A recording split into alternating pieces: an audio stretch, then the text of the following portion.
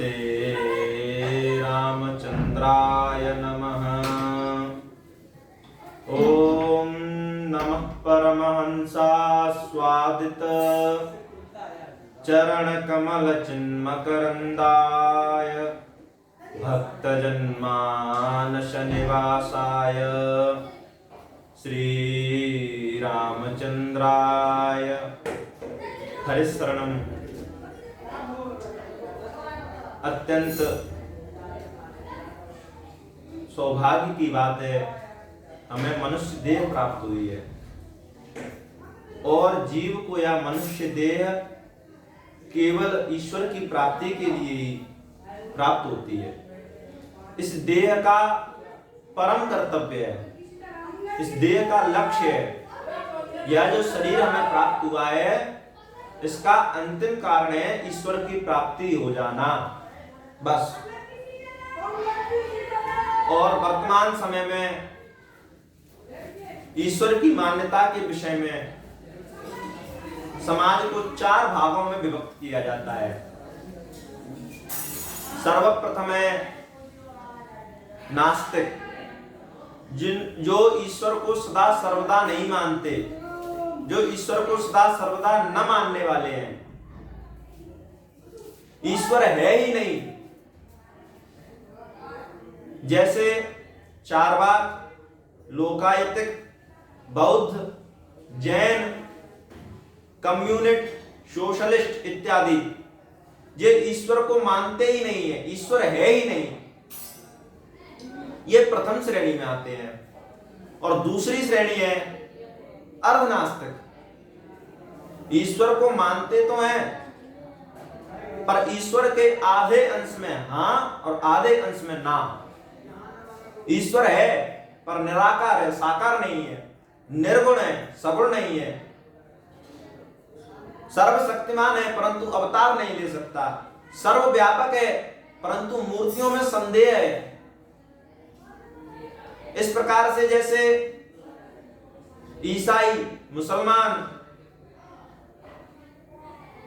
इत्यादि जो ब्रह्म समाजी, देव समाजी हैं, ये दूसरी श्रेणी में आते हैं। और तीसरी श्रेणी में वे आते हैं जो ईश्वर को मानते तो खूब हैं पर कचहरी में जाकर के ईश्वर की झूठी शपथ उठा करके साक्षी दे देते हैं और पर्दे की ओट में आकर के अहरनिश पाप करते हैं। पर वे मूर्ख इस बात को भूल जाते हैं कि सर्वा अंतर्यामी वह सब कुछ देख रहा है। वे तीसरी श्रेणी में आते हैं, वे सबसे गए बीते हैं। और सबसे उत्तम श्रेणी, चतुर्थ श्रेणी जो है वह है आस्तिक, जो सदा सर्वदा सर्वत्र ईश्वर को ओतप्रोत देखते हैं, वे आस्तिक हैं। ये वर्तमान समय में ईश्वर की मान्यता के विषय में 4 भाग हैं। और वर्तमान समय में यह प्रश्न बहुत अत्यंत तीव्र गति से चल रहा है, ईश्वर है, इसकी सत्ता में प्रमाण क्या है? ईश्वर को मानते हैं पर ईश्वर है, इसकी सत्ता में प्रमाण क्या है? तो ऐसा जो प्रश्न करने वाले नास्तिक हैं, या इनका पुराना नारा, सदैव से यह नारा लगा रहे हैं कि ईश्वर के अस्तित्व का प्रमाण क्या है। तो आप उनसे पूछिए कि तुम्हारे अस्तित्व का प्रमाण क्या है, तुम हो इस बात का प्रमाण क्या है? तो वह कहेगा मैं ब्राह्मण हूं, मैं धनी हूं, मैं मानी हूं, मैं वैद्य हूं, इस प्रकार से अनेक चीजें गिनाएगा। तो आप उससे कहेंगे कि भैया हमने आपकी सत्ता का प्रमाण पूछा है, ये सब आपकी जाति, पेशा, उपाधियां नहीं पूछी। आप हो, इसकी सत्ता का प्रमाण क्या है? तब वह कहेगा कि आपके सामने हम प्रत्यक्ष खड़े हैं, 3.5 हाथ के खड़े हुए हैं, दिखाई नहीं देते, अंधे हो। तो आपको कहना है धैर्य पूर्वक, आपको उसके मस्तक से पैर तक एक एक अंग पर उंगली रखते हुए कहना है यह क्या है? तो वह कहेगा यह सर है। किसका सर है? मेरा सर है। अथवा सर है किसका? तो मेरा। या क्या है, वह कहेगा हाथ, मेरा हाथ है, या मेरी नाक है, या मेरे कान है, या मेरी आंख है, इस प्रकार से कहेगा। तब आप उससे कहेंगे कि यह शरीर तेरा है पर तू नहीं है, यह शरीर आपका है पर आप नहीं हो। क्यों? क्योंकि आप कहोगे यह मेरा घर है, तो क्या आप घर हो गए? घर आपका है पर आप घर तो हुए नहीं। उसी प्रकार से यह शरीर आपका है पर आप शरीर नहीं हो। मैं और मेरा यह दोनों वस्तु सदैव भिन्न है। मैं मेरा नहीं हो सकता, मेरा मैं नहीं हो सकता। इस प्रकार से प्रभा अंततोगत्वा कहेगा कि इस जड़ रूपी शरीर में तद्व्यापक जो चेतन है वही मैं हूं। बस अब वह अपनी बात में ही फंस गया।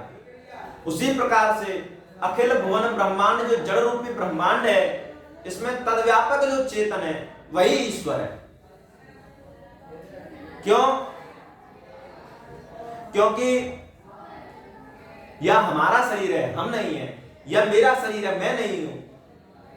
पर इस शरीर में, इस शरीर के अंग बढ़ते हैं, बाल बढ़ते हैं, शरीर धीरे धीरे बढ़ता है, अनेकानेक क्रियाएं कलाप होती हैं, नाना प्रकार की चेष्टाएं करते हैं, चलते हैं, फिरते हैं, देखते हैं, उठते हैं, सोते हैं, खाते हैं इत्यादि।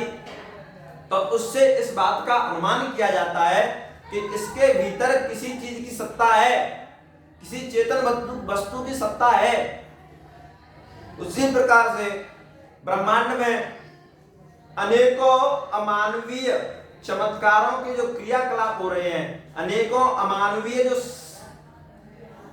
चेतनाएं हो रही हैं, उन चेतनाओं से इस बात का अनुमान किया जाता है कि इसमें तद्व्यापक जो चेतन है वही ईश्वर है, वही परमात्मा है। इस सबको जो चला रहा है वही ईश्वर है। क्योंकि देखो क्या अमानवीय चमत्कार है। नारियल का पेड़ है, जैसे नारियल का पेड़ कितना ऊंचा होता है, पर उस पेड़ के ऊपर जो नारियल लगा हुआ होता है उसमें जल भर जाता है। अब आप बताओ, क्या कोई पाइप ले जाकर के उसमें जल भरता है? नहीं भरता। कहां से जल उसमें पहुंच जाता है और प्रत्येक नारियल के भीतर जल भर जाता है। यह अमानवीय चमत्कार है। तो इस प्रकार के जो चमत्कार हैं, इनसे ईश्वर की सत्ता का अनुमान किया जाता है। फिर प्रश्न उठता है, ईश्वर कैसा है? ईश्वर कहां रहता है? ईश्वर रहता कहां है? तो जो आपसे प्रश्न करता है, आप उससे पूछेंगे तुम कहां रहते हो, वह आपको अपना पता बताएगा, अमुक अमुक स्थान पर, अमुक जगह पर मेरा घर है। तो आप कहेंगे वह तो तेरा घर है, तुम कहां रहते हो? वहां तो शरीर रहता है, तुम कहां रहते हो? तो अंततः वह कहेगा जड़ रूपी शरीर में तद्व्यापक चेतन जो मैं हूं, मैं शरीर में सर्वत्र हूं। जड़ रूपी जो शरीर है, जो पिंड है, इसमें सर्वत्र विद्यमान हूं। उसी प्रकार से परमात्मा जड़ रूपी ब्रह्मांड में सर्वत्र व्याप्त है। फिर ईश्वर कैसा है? तो आप पूछेंगे तुम कैसे हो? ईश्वर कैसा है तो पूछोगे आप तुम कैसे हो?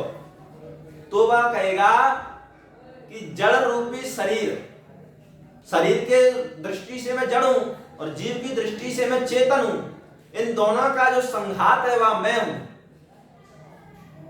इसी प्रकार से जड़ रूपी ब्रह्मांड में तद्व्यापक जो चेतन है, इन दोनों के संघात का नाम ईश्वर है। फिर तीसरी बात है कि मान लिया ईश्वर है, सर्वत्र विद्यमान है, तो दिखता क्यों नहीं है? तो इसका प्रमाण यह है कि जिस प्रकार से आपके इस जड़ रूपी पिंड में आप सर्वत्र विद्यमान हो पर दिखते नहीं हो, उसी प्रकार से ब्रह्मांड के जड़ रूपी ब्रह्मांड में सर्वत्र कण कण में ईश्वर विराजमान है पर दिखता नहीं है, क्योंकि वह अत्यंत सूक्ष्म होता है। उसी प्रकार से ब्रह्मांड के कण कण में ईश्वर विराजमान है, उसकी सत्ता है पर दिखता नहीं है। न्याय दर्शन में आया है, नानुमीय मानस्य प्रत्यक्षोनुलब्धिर, नानुमीय मानस्य प्रत्यक्षोनुलब्धिर भावयेतु। जिसकी सत्ता नहीं है, जो प्रत्यक्ष दिखता नहीं है, जो प्रत्यक्ष दिख नहीं रहा, परंतु किसी अमुक कारण से उसकी सत्ता का अनुमान किया जाता है, परंतु कि कोई कारण की किसी कारण की वजह से उसकी सत्ता का अनुमान किया जा सकता है, तो उस वस्तु का, उस पदार्थ का अभाव नहीं मान सकते। उस वस्तु को यह नहीं कह सकते कि यह वस्तु है नहीं, वह वस्तु है, यह न्याय दर्शन में है। इस प्रकार से ईश्वर है इसका प्रमाण, ईश्वर कैसा है इसका प्रमाण, और दिखता क्यों नहीं है इसका प्रमाण। समय का संक्षेप है, हम ईश्वर निराकार है या साकार है, ईश्वर एक है या अनेक है, इसकी चर्चा अगले भाग में करेंगे। और आप सभी इसको ध्यान पूर्वक सुने। इसी भावना के साथ ठाकुर जी के चरण कमलों में हम अपनी वाणी को विराम देते हैं। बोलिए श्री वृंदावन मां की प्यारी लाल की जय।